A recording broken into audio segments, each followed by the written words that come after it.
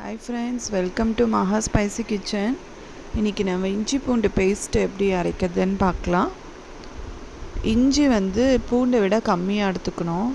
நான் ஒரு 200 கிராம் பூண்டு எடுத்திருக்கேன். ஒரு 150 கிராம் இஞ்சி எடுத்திருக்கேன். 50 கிராம் கம்மியாக தான் இஞ்சி எடுத்திருக்கேன்.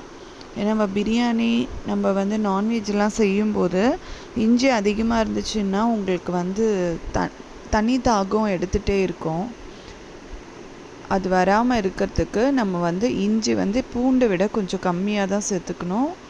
200 கிராம் நான் பூண்டுக்கு 150 கிராம் இஞ்சி எடுத்திருக்கேன், தோல் சீவி கட் பண்ணி.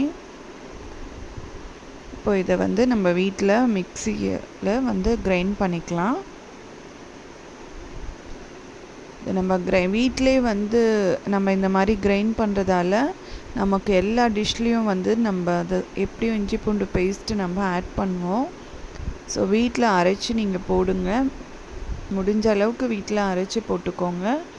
இல்லைன்னா நம்ம இந்த மாதிரி 200-250 கிராம் நம்ம இந்த மாதிரி அரைச்சிட்டு இந்த மாதிரி ஒரு கிளாஸ் கண்டெய்னர் பாட்டிலில் நம்ம ஸ்டோர் பண்ணி ஃப்ரிட்ஜில் வச்சுக்கலாம். இது நம்மளுக்கு எப்படியும் ஒரு 10 நாளைக்கு மேலேயே நமக்கு வரும்.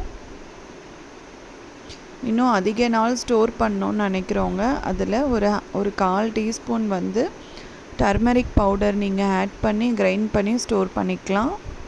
ஸோ ஒரு மாதம் கூட உங்களுக்கு அந்த இஞ்சி பூண்டு பேஸ்ட்டு தாங்கும்.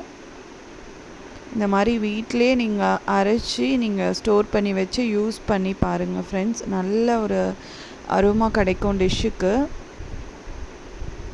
வெளியே வாங்குறத விட நமக்கு வீட்டில் பண்ணுறது தான் பெஸ்ட்டு. வாரத்தில் ஒரு நாள் நீங்கள் இந்த மாதிரி இஞ்சி பூண்டு பேஸ்ட் அரைச்சி இந்த மாதிரி ஒரு கிளாஸ் கண்டெய்னரில் போட்டு நீங்கள் ஸ்டோர் பண்ணிக்கலாம். நீங்கள் பண்ணுற எல்லா டிஷ்க்குமே அது நல்ல டேஸ்ட் கொடுக்கும்.